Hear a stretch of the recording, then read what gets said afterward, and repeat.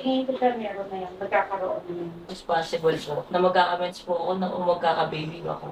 Ano sagot? Malaking possibility mo. Meron yan siya.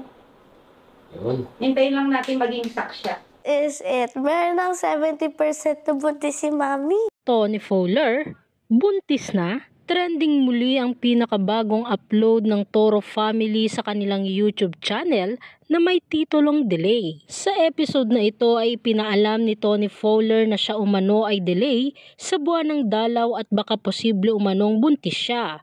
Ilang araw na umano niyang napapansin na laging mainitin ang ulo niya at mabilis magbago ang mood niya.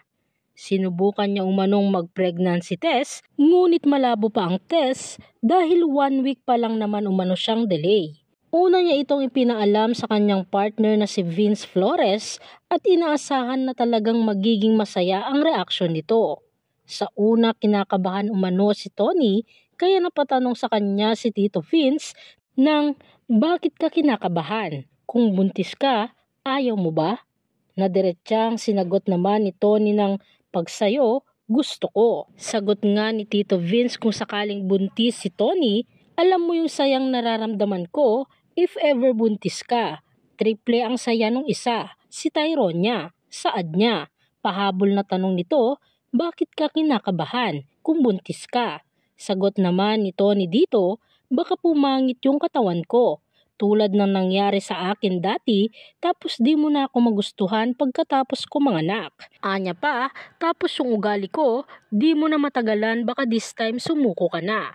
Ipinaliwanag naman ni Vince Flores sa kanya na hindi umano mangyayari ang iniisip ni Tony at anya pa na isa umano itong part sa pagiging isang ina. Dahil sa sobrang hindi na sila mapakali, tumawag kaagad si Vince Flores ng home service na OB-GYN para masigurado umano nilang buntis si Tony Fowler. Advice naman sa kanila ng doktor ay masyado pang maaga ang 1 week na delay para malaman umano kung nagdadalang tao na si Tony kaya ang question nito ay ipa-ultrasound ito. Samantala, sinabi rin niya sa kanyang anak na si Tyrone niya na baka umano posibleng buntis siya at talagang makikita sa mukha ng bata ang saya. Narito naman ang ilang komento ng mga netizens.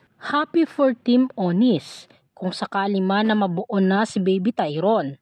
And happy din na makita ulit sa Toro House ang ex-Toro para mag-visit. Napakabuti mo pa rin talaga, Mami Oni. God bless sa family niyo po. Congrats in advance, Mami Oni. Blessing po yan para buo na ang family ninyo.